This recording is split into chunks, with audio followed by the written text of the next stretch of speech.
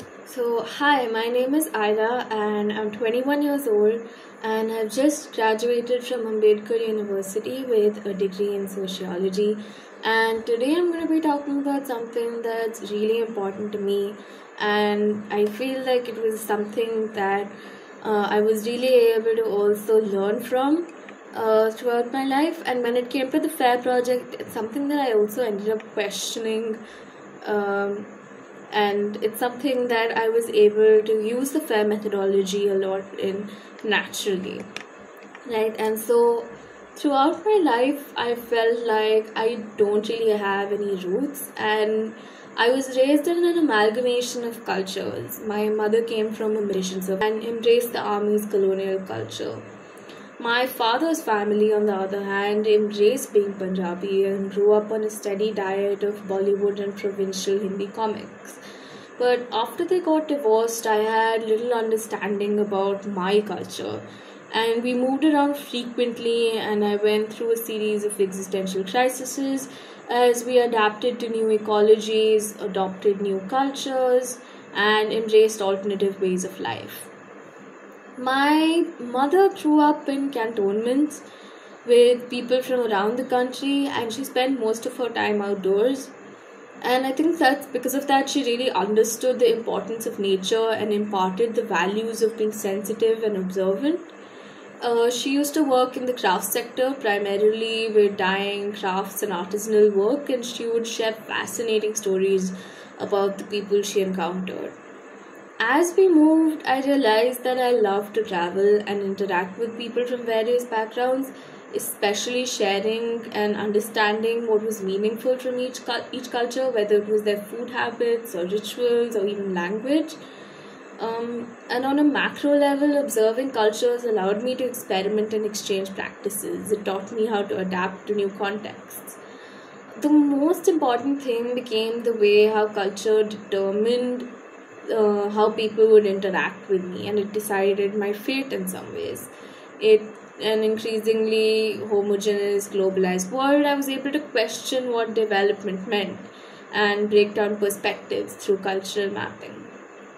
And so I feel like culture helps me find a sense of belonging. It helps me fuse the organic with the man-made, the rational with the emotional more deeply, because I feel like it would definitely help create effective context-driven policy in India. And to understand this, I feel like I'm gonna have to explain how that would happen, right? So the biggest challenge we face today is the generation and perpetuation of cultural conflict as a result of our inability to manage and distribute limited resources in a culturally affirmative manner.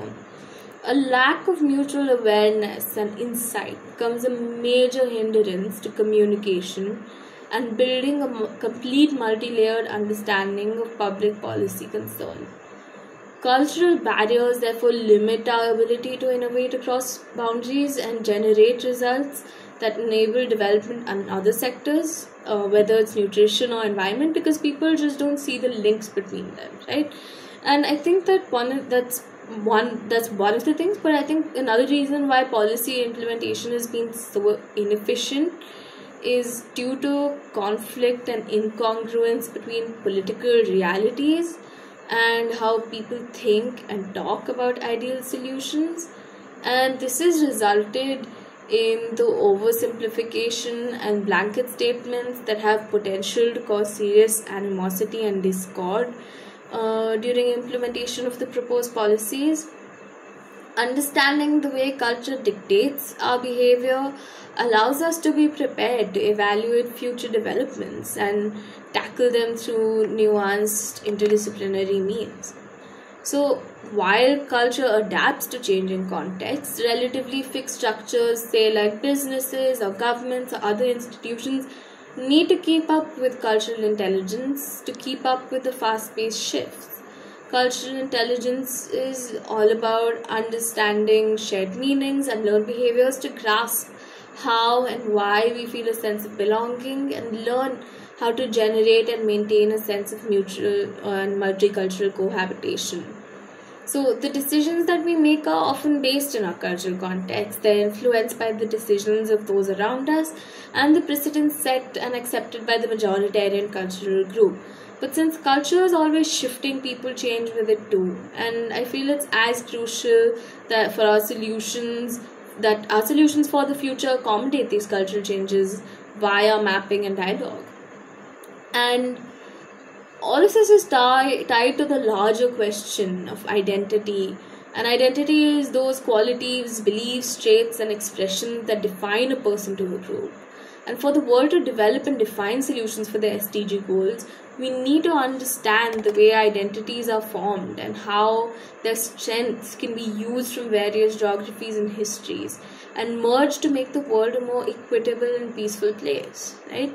And so I feel like respecting cultural identity helps the community feel safe enough to want to participate and take initiatives in meeting those SDG goals. And any structural change that's ignorant of these cultural influences remains vulnerable to becoming massive. And I feel like a good example of how cultural is critical in understanding and implementing policy can be seen through education.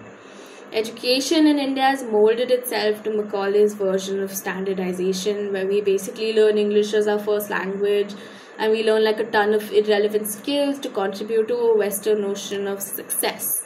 And as Dalit scholar Kancha Ilaya writes on how exclusionary our education system can be if culture or caste is not recognized, he writes in his book Why I'm Not a Hindu that the boys bore names of these gods, the girls the name of the goddesses. I distinctly remember how alien all of these names appeared to me. The name of Kalidasa was as alien to us as the name of Shakespeare. And considering India has more than 60% of the population that's still connected to their local geographies, indigenous knowledge systems are important because otherwise they're handed systems which don't contribute to real life skills and their well-being. And naturally that means that they're going to feel disheartened and have a high dropout rate. And I had the chance to witness this firsthand last year at Udaipur, where I was trying to develop an environmental science and social science curriculum for non-formal education centers over there. And the two major complaints was that students were dropping out after failing their examinations because they would get really disheartened. And the second was that many of them just felt like they didn't belong to the village and all of them wanted to go to the city. But after working for 1 year in the city, they would all come running back due to the poor quality of life, and then they had nothing to do in the village itself because they had no skills that could be used and that they could help out, that could be used in the field. So to tackle this, I felt like it was important for students to feel a sense of belonging and connection to their local context through school and connected to a broader social sphere. So this required a lot of on-ground research into knowledge systems, whether it was medicines or festivals or farming practices. And I feel like integrating the three helped lay out a cultural context that children could relate to. And it made sure that they were participative and receptive to new learning techniques that the elders of the village itself had come up with. So I wasn't personally going there and trying to implement something. It was more just a process of trying to collect something and understand it wholly. So practices such as these in policy can play a crucial role in making sure students of all identities feel included and remain relevant to the changing times. It brings together the contemporary and the traditional without bifurcating them into good and bad, and it leaves the grey area for design and for policy to actually realize that these can be extremely important.